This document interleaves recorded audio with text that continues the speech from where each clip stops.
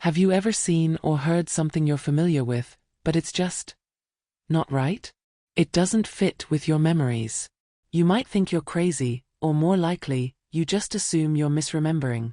But in recent years, the fascinating psychological phenomenon of large groups of people sharing collective false memories has gone mainstream, and it's been given a name. In case you've been living under a rock, that name is the Mandela Effect. The term Mandela Effect was coined in 2009 by a paranormal researcher named Fiona Broome. It originated from her vivid but false memory of Nelson Mandela dying in prison during the 1980s. In reality, Mandela was released from prison in 1990 and didn't pass away until 2013.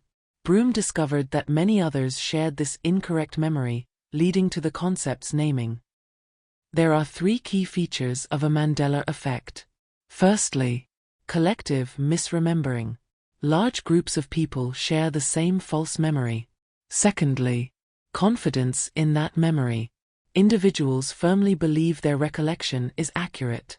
And finally, specificity.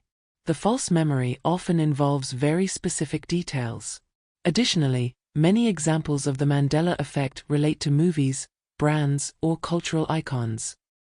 One last thing to note is that some people claim to have evidence or traces that appear to support the alternate version of events or details that people collectively misremember. This is known as residue. This might include old references or mentions that align with the misremembered version. They might have images or videos that seem to show the alternate version. There might even be merchandise or products featuring the misremembered details. So now that you understand what we're dealing with, let's delve into some of the most common and widespread Mandela effects. Number 1. Do you remember the popular children's book series and television show, The Berenstain Bears? If so, you're wrong. It is and always has been the Berenstain Bears. A-I-N. Not the Berenstain Bears. E-I-N. This discrepancy has become one of the most well-known examples of the Mandela effect. Many individuals vividly recall seeing Berenstain on book covers and TV guides. However, besides a few alleged old books or VHS tapes showing the Berenstain residue, all official sources and vintage books consistently show the Berenstain spelling. Number 2. What was Darth Vader's famous line from Star Wars, The Empire Strikes Back? Was it, "Luke, I am your father"? No. Really? It was, "No, I am your father." This discrepancy has become one of the most well-known examples of the Mandela effect. A YouGov poll found that 63% of respondents remembered the incorrect version, while only 17% recalled it correctly. Number 3. Fruit of the Loom has been around since 1851, so most people are familiar with the brand. When you think about the logo, what do you see? Many people vividly recall seeing a cornucopia behind the fruit in the logo, despite official records showing it never existed. While there are many doctored images and logos that include the cornucopia out there, one intriguing piece of residual evidence is an article published in Florida Today on October 14, 1994. It contains a quote from Sam Wright, who appeared in more than 100 Fruit of the Loom commercials. He says, "Fruit of the Loom's logo was initially a cornucopia swollen with an apple, green grapes, purple grapes, and their green leaves." Interestingly, many people are particularly confounded by this, as they say it's how they learned what a cornucopia is. Number 4. If you watched Snow White as a child, you might remember the Queen saying, "Mirror, mirror on the wall, who's the fairest of them all?"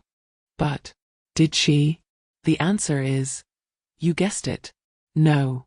She actually said, "Magic mirror on the wall, who's the fairest of them all?" Many people vividly remember hearing "mirror, mirror" in the animated film, despite evidence to the contrary. And the residue for this one is huge. Mirror, mirror is referenced in books, stage plays, other films, and even the Snoop Dogg song, Lodi Dodi. Number 5. Of course it's Looney Tunes. Toons. Right? After all, they're cartoons. But no. To the confusion of a lot of people, it's actually the other kind of tunes. TUNES. And merchandise and promotional material branded with the so-called incorrect spelling isn't hard to find, which makes this one even harder to believe. So, how many of these do you remember correctly? If you're baffled by any or all of them, you're in good company. You're not crazy. In fact, there are dozens of examples of the Mandela Effect. Probably too many to count if you scour Reddit for a while. How can this be? That is the question that no one seems to have a provable answer to. So I'll first provide you with some rational explanations, the types of answers experts give when they have no idea. Then I'll tell you some alternative ideas. The types of ideas the experts like to call conspiracy theories.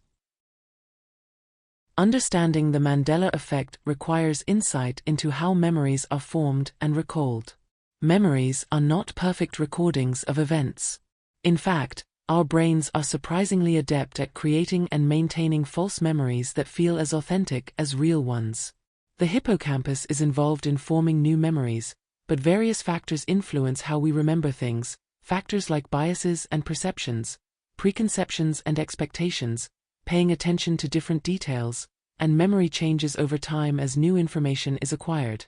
This is compounded by the misinformation effect, where new information can alter our recollection of past events.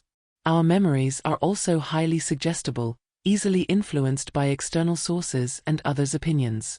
Priming plays a role too, which is the idea that exposure to related concepts can shape how we perceive and remember information. Also, something called confabulation occurs when our brains fill in memory gaps with fabricated or distorted details. These factors combine to create shared false memories that feel incredibly real to those experiencing them. There's no doubt that our memories can be faulty. For example, we know that inaccurate eyewitness testimony in court cases has led to false convictions. Additionally, misquotes or alterations in popular media can become widely accepted. Consider the Luke, "I am your father" Mandela Effect. This was never said in the movie, but it was said in the popular comedy Tommy Boy. And there's no doubt that many believers in the Mandela Effect are susceptible to spreading false memories between each other within their own echo chambers. If one person says, "I remember Looney Tunes spelled differently," many within their community might agree that, since it is a cartoon, this makes the most sense, though they probably haven't watched Looney Tunes in quite some time, and may have forgotten Merry Melodies, the short, musical film series that went along with Looney Tunes. And while the Mirror, Mirror Mandela Effect has copious amounts of residual evidence, it should be noted that it actually was Mirror, Mirror in many adaptations of Snow White, including the original Brothers Grimm fairy tale. So, what are some of the less mainstream opinions? Well, while psychologists and cognitive scientists explain the Mandela Effect through established memory phenomena, some individuals have, in fact, proposed a few alternative theories. Probably the most popular is the parallel universe theory. According to this theory, multiple universes exist simultaneously, each with slight variations in events and details. People may experience shifts between these parallel universes, resulting in memories from one universe conflicting with the current reality, essentially what we might perceive as the Mandela Effect. These alternate realities could explain why large groups of people share the same false memories. Some proponents argue that choices we make create new parallel universes with different outcomes. A less popular theory is that time travel could be causing the Mandela Effect. Could what we call the Mandela Effect be what has long been called the butterfly effect?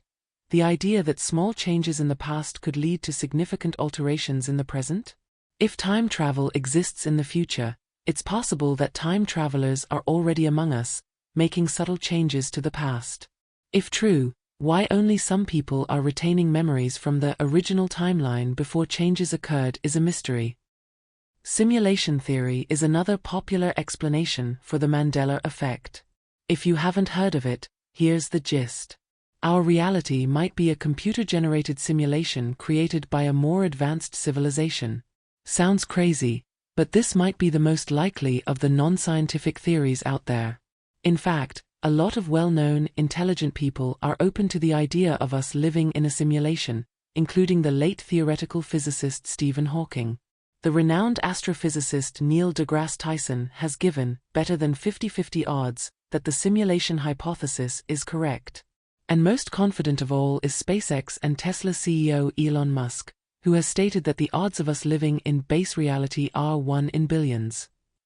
This theory, when applied to the Mandela Effect, proposes that discrepancies in collective memories could be the result of alterations or glitches in the simulated reality. Changes in collective memories might be explained as updates or patches to the simulation, similar to how software is updated. Alternatively, there is the possibility of multiple simulations running concurrently, which could account for different versions of reality. If you believe you're experiencing a Mandela effect and are open to rational explanations, research what those explanations might be and reflect on them. You might reach a logical conclusion, or you might not. But for the sake of your perceived sanity, it might be worth some critical thinking. If you're left without any satisfactory answers, at least take solace in the fact that you're not alone in your supposedly false memories.